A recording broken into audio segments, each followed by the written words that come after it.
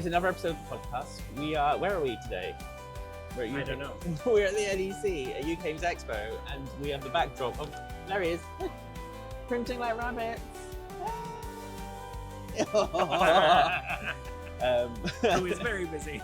He's working very hard selling. Unboxing North Hannah. Yes. No, what? Wrong game.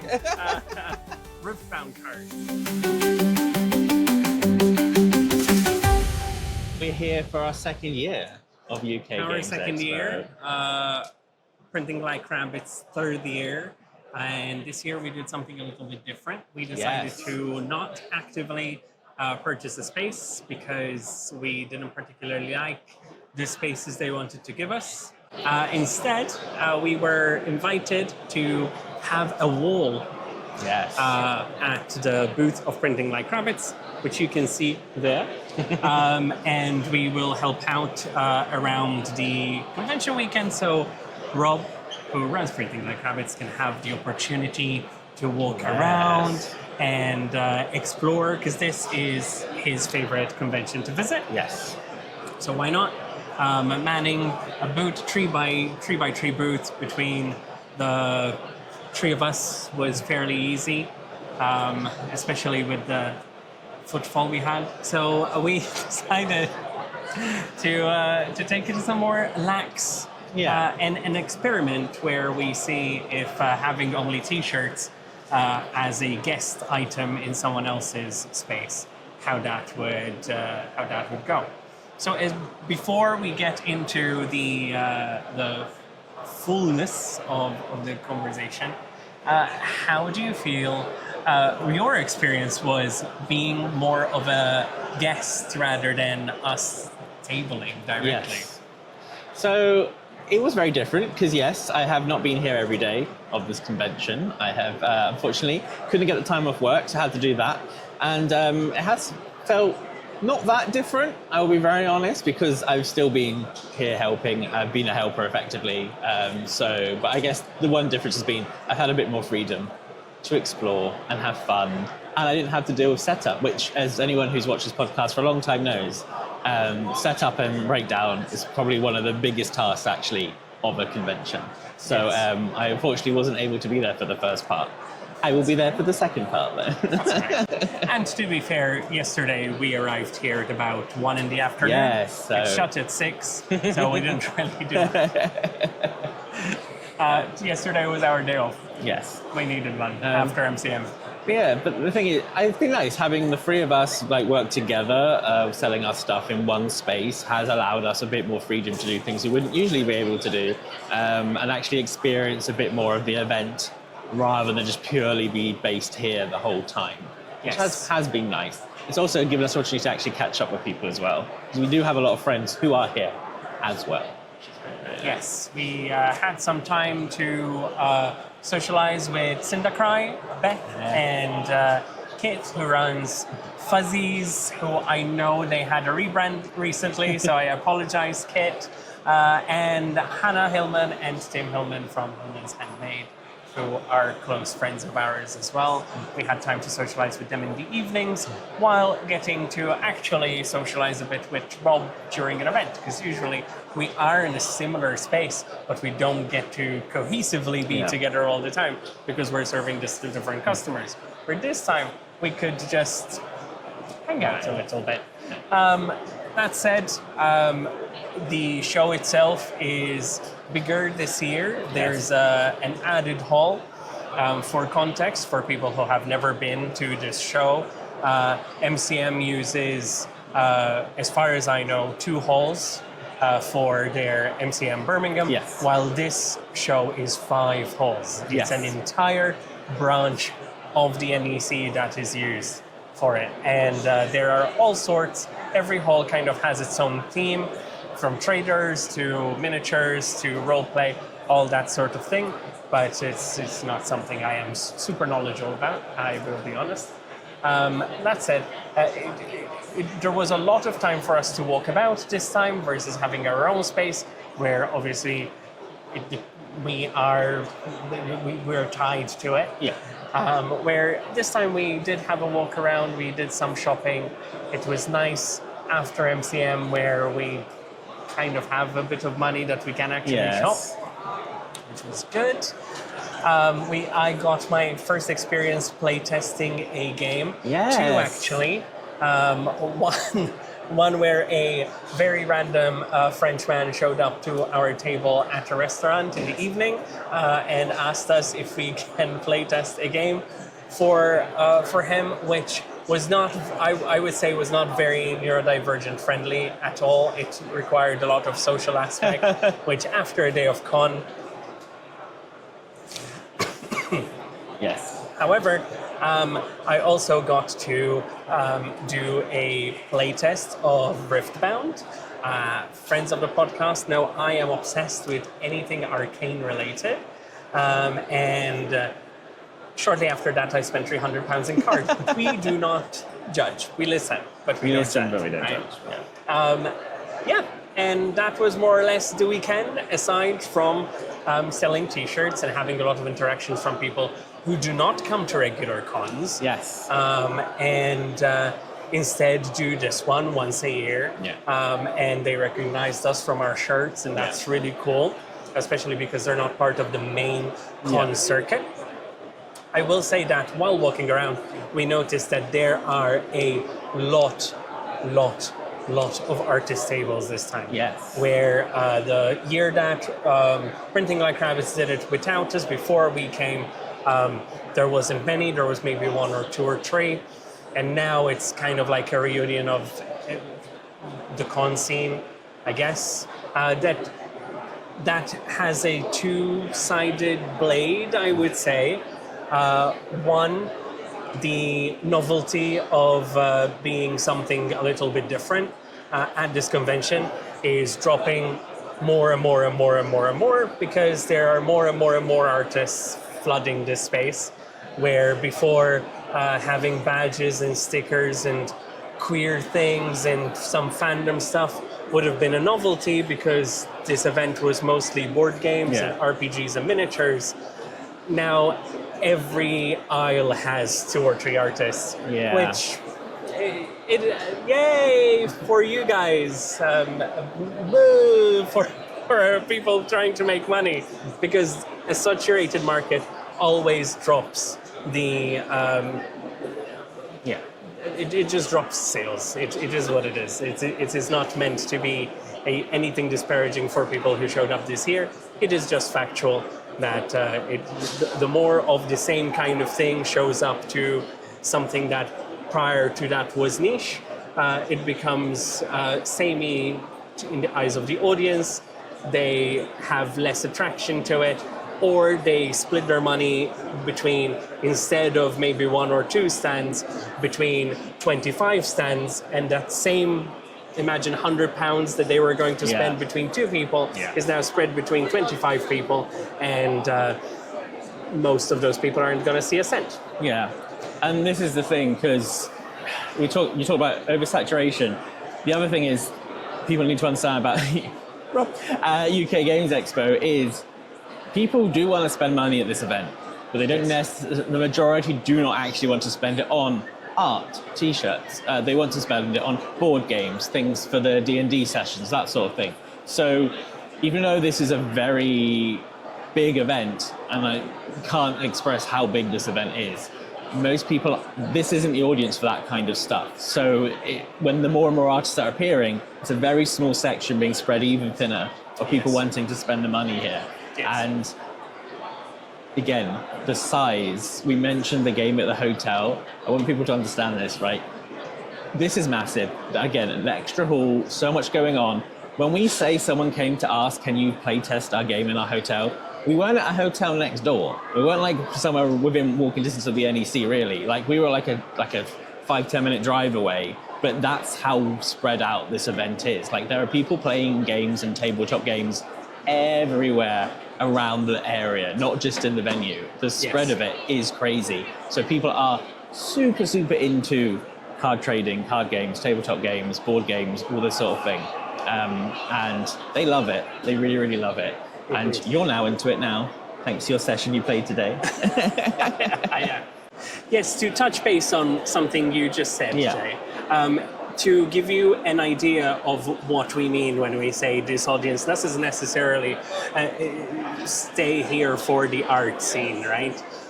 When we are at any event, be it MCM, megacons, anything that our friends of Fan Frontier organize, Sonic Cons, the smaller events, even local Comic Cons, even small town Comic Cons, we shall say.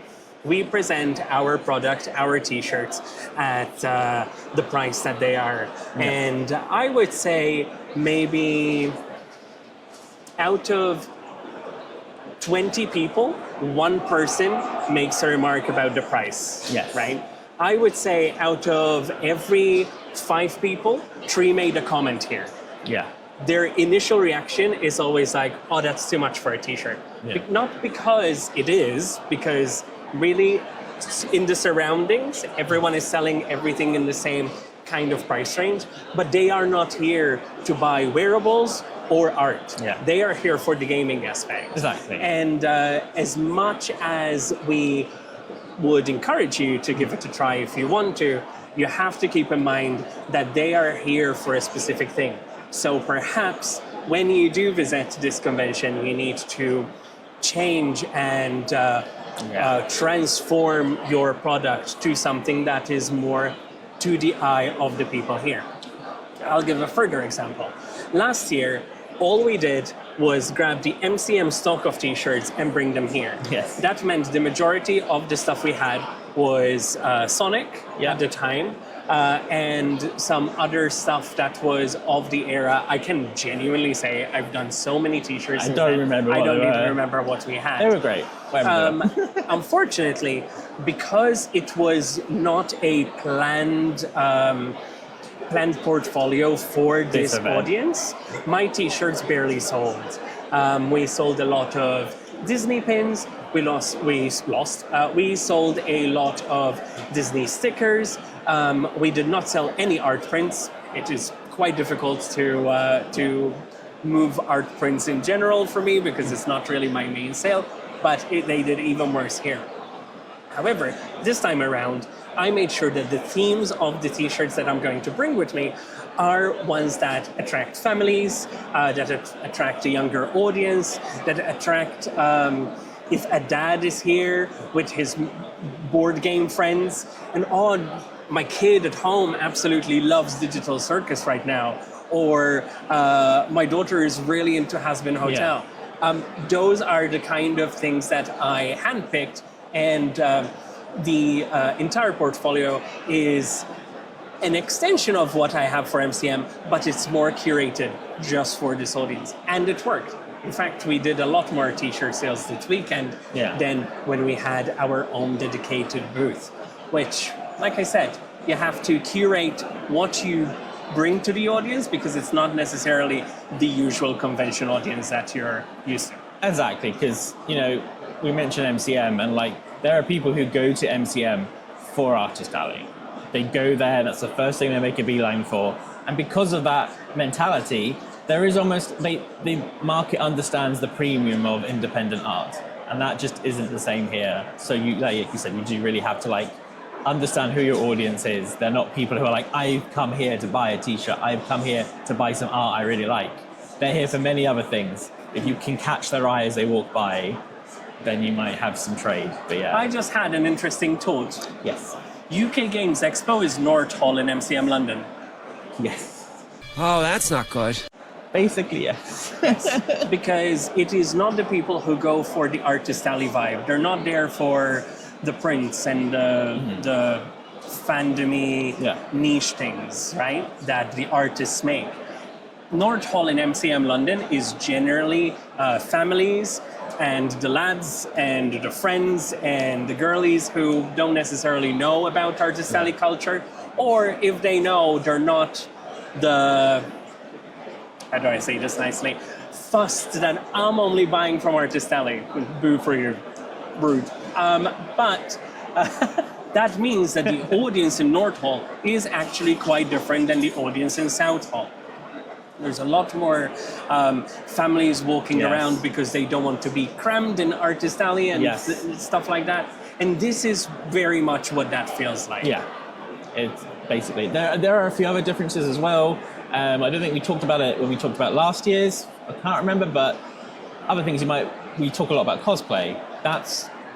It's not there. There isn't cosplay here. The things you do see, the only way I can describe it is more role play characters. So there'll be people who are in units because they will play battles, or there will be a Ghostbusters unit because they literally are going around as a unit, effectively role playing what they're doing and stuff. There's a lot of Ren Fair type stuff as well. Yes. But there's not people who just want to make a nice costume and just show off the costume, really. They are very much like, oh, I want to get into character and act out that character. I've seen a few of that here.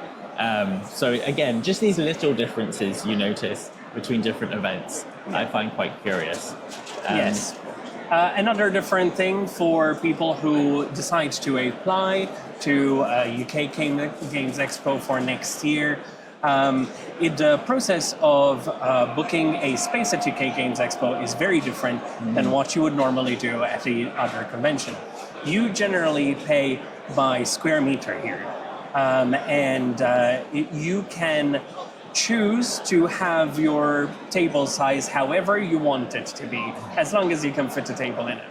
I do think there is a minimum amount, but beyond that, you can ask for a 3x2 space. You can ask for a 3x3 space. You can ask for a 4x3 space. You can ask for a 6x3 space. Whatever you want.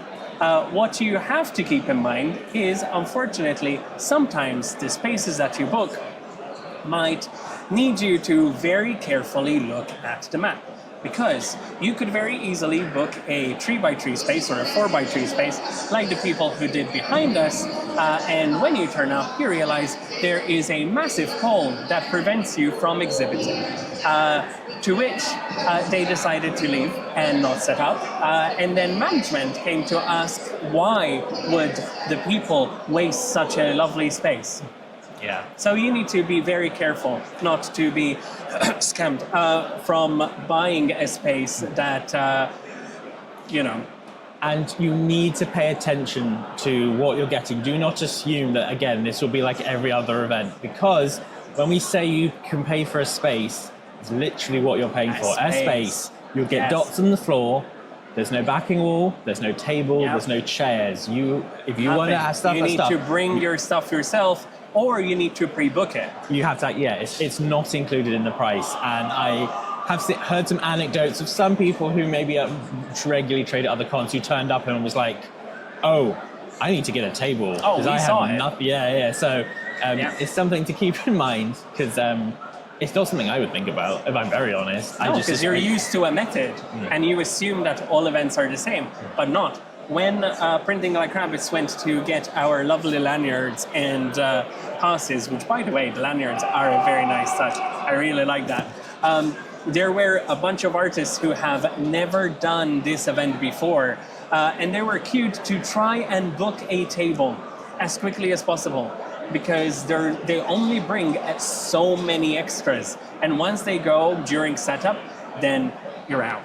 Also, something you have to keep in mind is that the only indication of what your space is on the floor is a small orange marking that is on the black floor, which we will try and maybe find some footage of. However, if in our case, you are between two massive companies that come here earlier, because companies are allowed, as with every event, to come in earlier and start set up early, they will probably take some of your flooring. Like they did here, on both sides. That's great. I love that. They're so kind. Yeah. Unfortunately, that sort of thing does happen, and literally, like you said, both sides of us, that's happened. There is a benefit to this, the way they do things in UK Games Expo, the fact that you literally get a space and it's up to you to do whatever the heck you want with it. I do stand by the fact for the second year in a row that UK Games Expo is the most visually interesting con I've ever been to. I can honestly say no other con compares to it. And it's because people can do whatever they want, and if they have the money, they can make that as vertical as they want. They can have hanging things. Like, it's all about budget, really, and they have the freedom. And you see everyone using their spaces very, very differently. Whereas, like MegaCon or MCM, there's very much like a setup you do, and you sort of had to abide by that. Whereas this is like, it's your space, do what you want, and because of that, you have such varied things. I didn't realize walking around today, the only downside of that is sometimes just my general navigation, because I guess I'm so used to such a traditional grid layout and everything looking the same. You can sort of work your way around. Whereas today I did get a bit lost, because I was like, everything is so different and people have different layouts and different, some people have islands and some people have like rows of stuff. And I was like, trying to find my way about. Yes. Yeah. I do not leave the vicinity of the table because I will get lost. So at least he tried. Another interesting thing here is that the space, surprisingly for an event that is this big, I cannot imagine how much it costs for them to actually book all 5 halls. And it is truly packed when you're out in the, what do you call it? The concourse? Yes. Yeah. At 9 in the morning before the show starts. Anyone who says that MCM or MegaCon or whatever are oversold, do not even consider coming to this show, because you will have a little cry and go back home. The concourse is absolutely rammed and everyone runs in and pushes to get to the games that they want. And the busy parts of all the hallways, the main roads, we will say, and even places like Waterstones, that they were selling some exclusives there. They do badge rallies that if you make a purchase, or if you read a book, or if you play test a game, you get free pins. All those areas were inundated with people in a way that I would not even look at those aisles. Yeah. Right? But even though there is this kind of footfall and there's these many traders here, the spaces are actually fairly affordable. They are not very expensive. I would not compare them to anything like Hyper Japan. Hyper Japan, or even our friends at MegaCon. Their space is a wonderful space for booths. Mm-hmm. However, this for us would have been cheaper. And because of that leeway, because people don't have to spend a fortune just to be here, they spend that fortune into making their booth look pretty. Yeah. And they have these dividers that are wrapped in fabric and it's all colorful. They have cutouts of their characters. Every booth here looks exceptionally good. And even though Jay, rightfully so, says that this is the most colorful event and most visually appealing event, they don't bother doing any carpet. They don't bother doing any signage on their own. They don't, because everyone takes care of that from their own fruition. Yeah. And it is quite wonderful. I genuinely think that the drop in price for this space encourages people to do more, because a lot of people who come here, like I said, they really care about this event. They want this event to be a great success. So they push more and embellish it to stand out, because obviously there's so many traders, you have to stand out. And it just works to the advantage of the show overall. I'm very, very impressed by it. Yeah, I think it's the nature of why a lot of people are here, and that being different as well, because you find, but again, with a lot of other conventions, it will be a lot of drop shippers or people who just have their certain wares, and very not common things here. There's nothing wrong with that, in my opinion.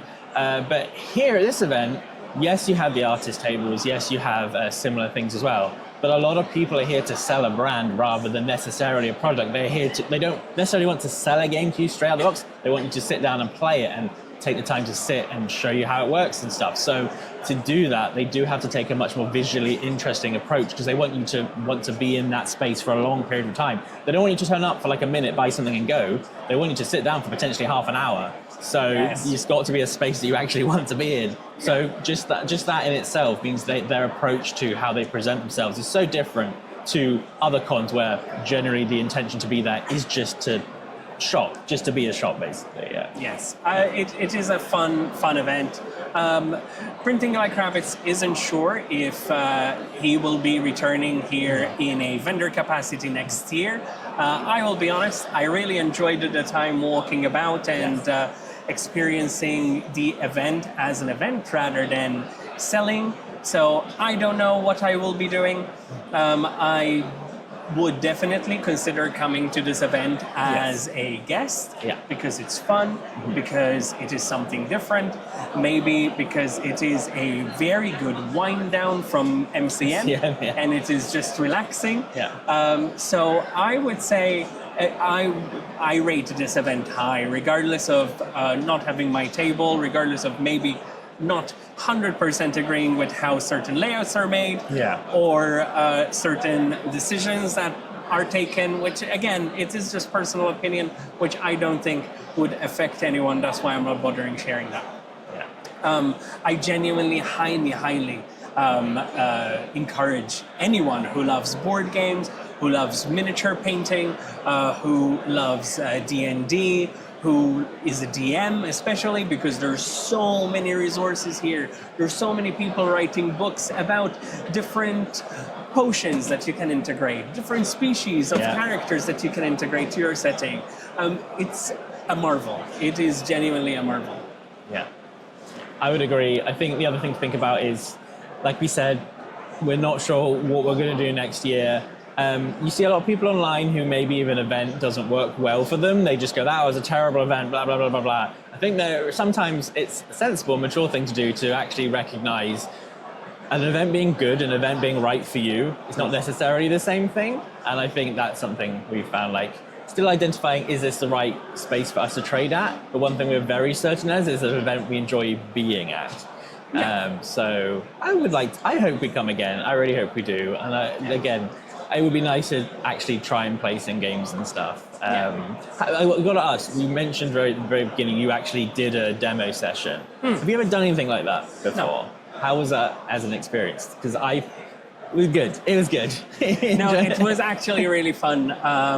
We were sat down, we pre-booked the time slot because it is quite a sought-after game to try. Mostly because they were giving a wonderful promo of Ari, which I got.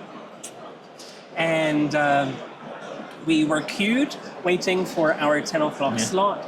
And then people sat down, and me being chatty and bubbly and giggly, I ended up talking to the person who was teaching us the game, and we were allowed a second game because I was being bubbly and friendly on my best behavior, because they weren't really letting people have a second game just in case it ran over. But it was genuinely a lot of fun, and because of how this person interacted with me, because of how fun that was, I did immediately run to spend way too much money on a bunch of boosters. But I am very happy with what I got. I'm getting my Jinx deck, so I'm very pleased with that. And it was just a fun experience. I do really wish I had more time to do things like that. There's a Cyberpunk card game that I would have liked to try. There's a Pal World card game that I would have liked to try. Is there? It is literally next door to them. Oh my god. So yes, I definitely feel like if we came as a guest capacity, I would be booking a lot more different things to try. I look forward to it. To weigh on whether guest or table, I don't really know, because it's actually not bad money. Even this weekend, without having our own space, with only having that t-shirt wall, which, to be fair, based on how Printing Like Rabbits normally sets down his table, he's always in an L shape. So this wall was always never there. And we just added a wall there because he would have still had a neighbor covering that side. We made half the money of what we did when we were here with our own booth, which honestly, for the much reduced expense of having our own space, the lack of hassle to set up the table, put the cloth, put the banner, get the pins out, stickers, postcards, God, it's awful sometimes. But instead, we just put the rail up. Yeah. We helped Rob. I helped Rob. This one was too busy doing other things. We we set up the booth in record time. We came here at 2 o'clock. By 5 o'clock, we were ready. Honestly, amazing. And it has been a very relaxed weekend, and I still made half the amount of money that we did last year.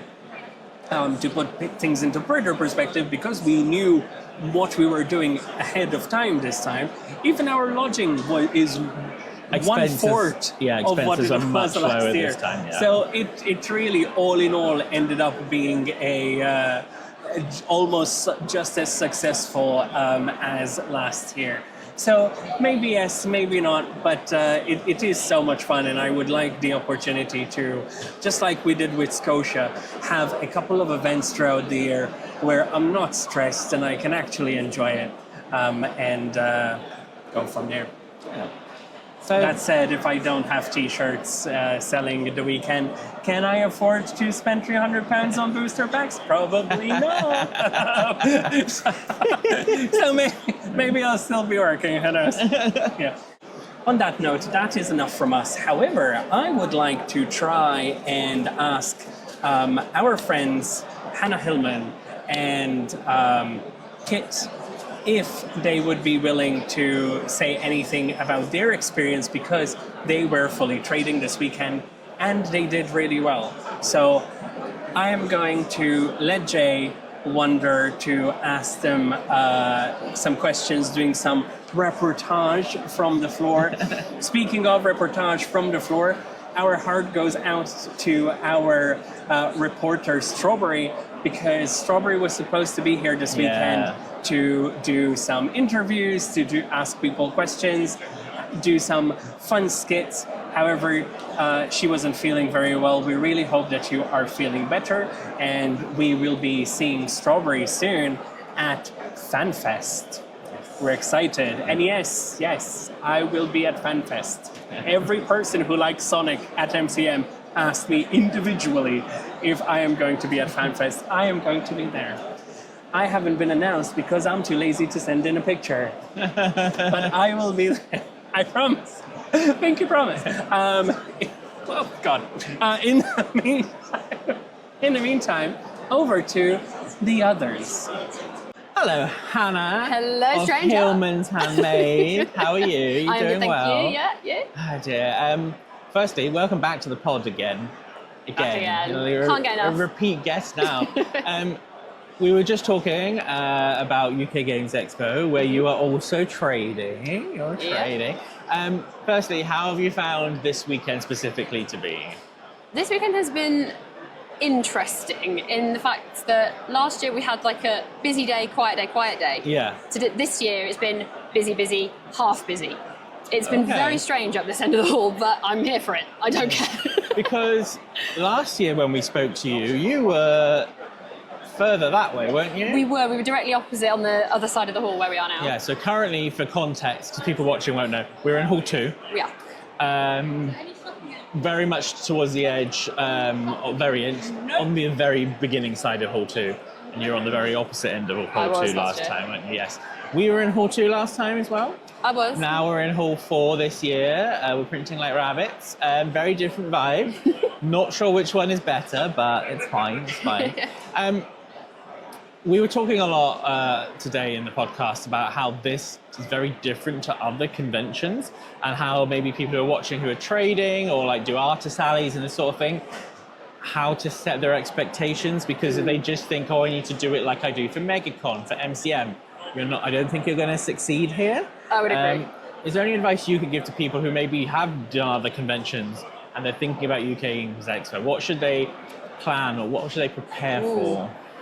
I think definitely prepare for a completely different set of people. So I tend to find MegaCon, MCM, you do get the slightly younger crowd come through. Yeah. Whereas Games Expo, it tends to be the other way. So it tends to be the older crowd, the gamers who've been doing it for years, that kind of thing. So if you wanted to try it, I would definitely say don't put yourself off just because it's a different crowd, but certainly just tailor what you've got or what you're bringing. If you're going to do all the fandoms, maybe not the greatest way forward. Yeah. But if you've got something like D&D or something more gaming related, or even something just a little bit more alternative, that might be a way to go. Yeah. But if you come and do have a bad experience, definitely don't let it put you off. It is just a different crowd, and that happens to every convention. It's not something. It's not a reflection on you at all. So.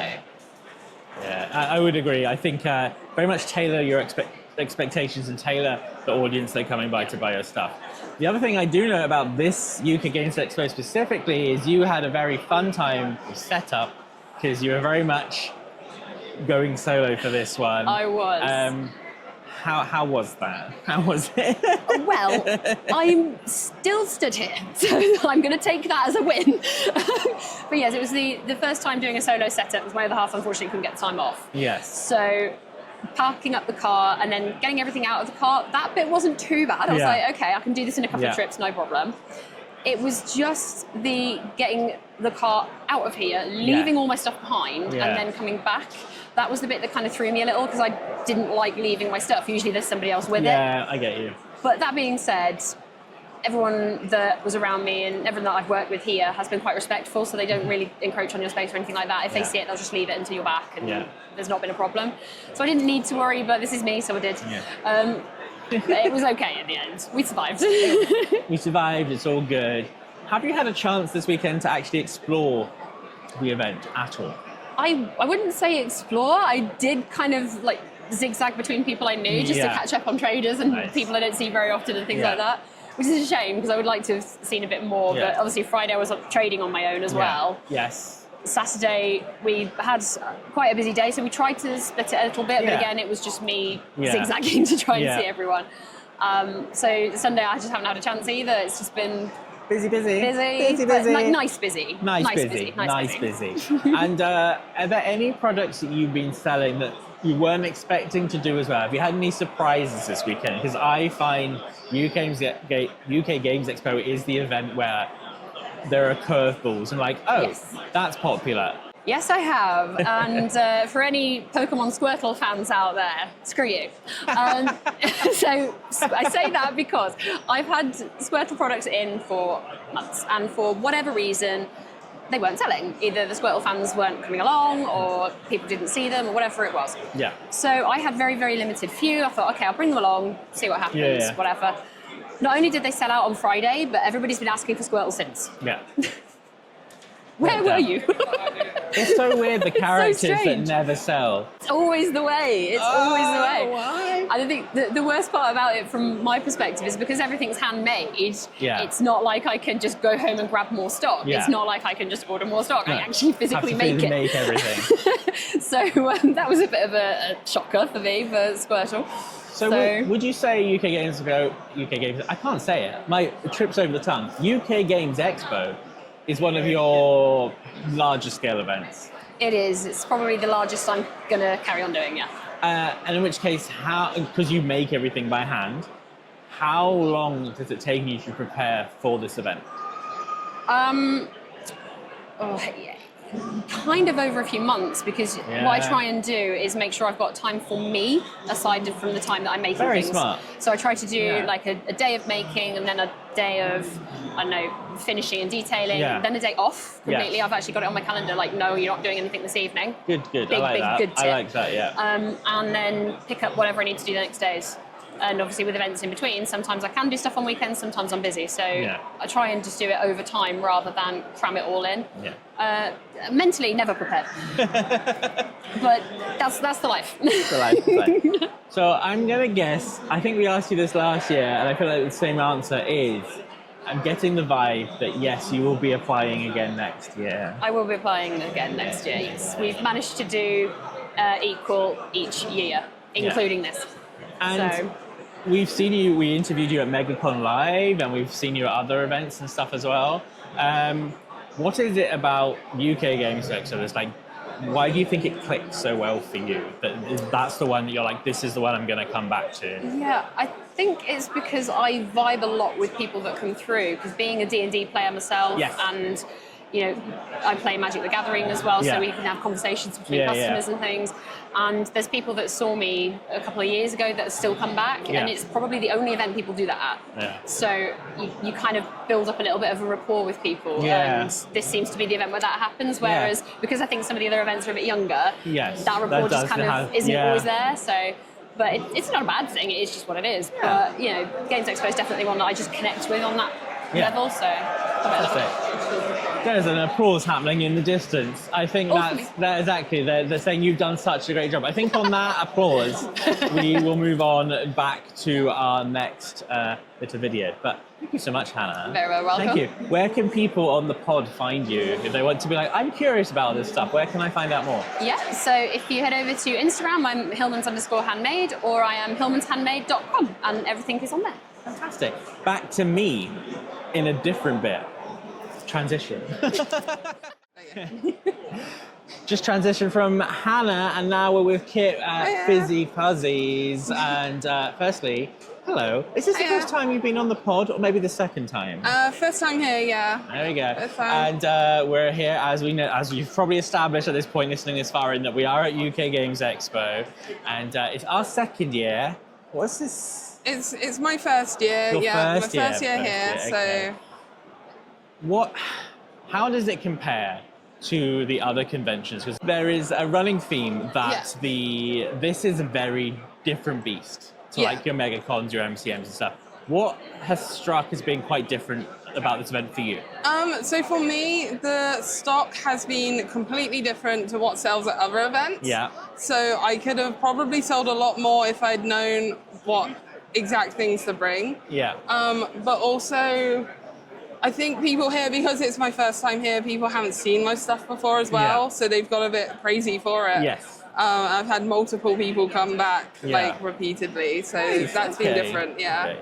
So what particular products have surprised you that have sold well here? Probably my key rings. So I do communication key rings that are for people who either can't speak, get overwhelmed, are anxious to talk. So I have whiteboard key rings, and I've run a sale this time as well. Yeah.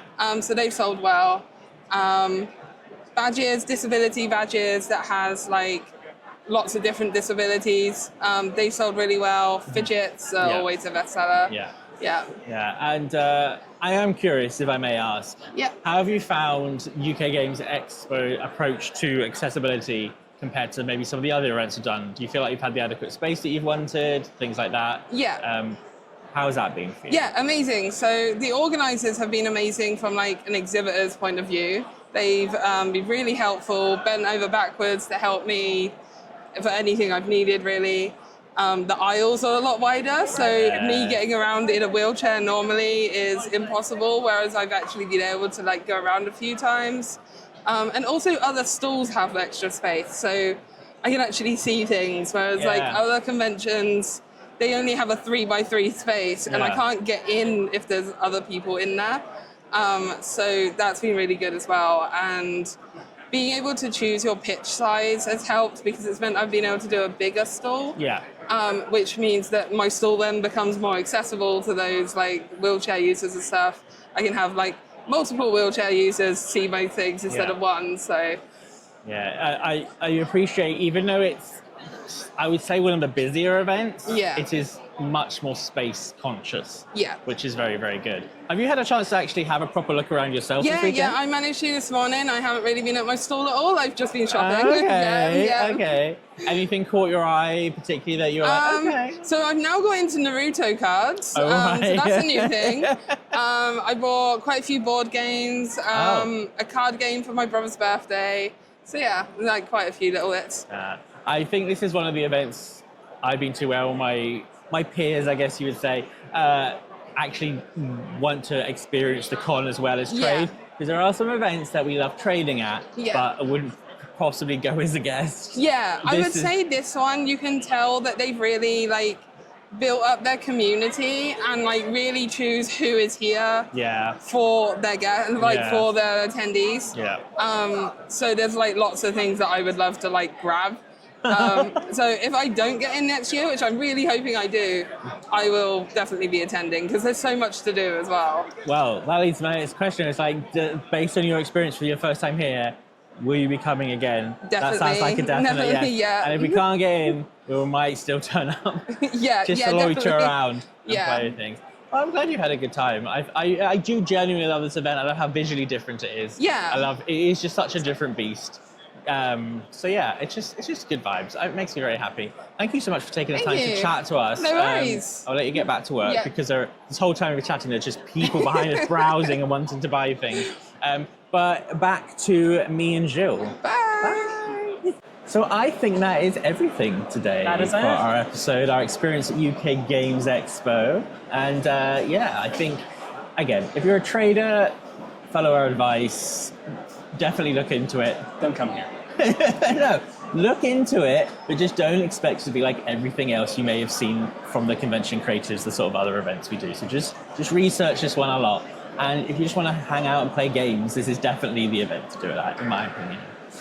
But this is all we've got for today. Do tune in for our next episode. We love you guys very much. Big shout out to all our Patreon family. If you want to get involved and if you want to find out more about just our socials and where you can find us, listen and stay along to the very end.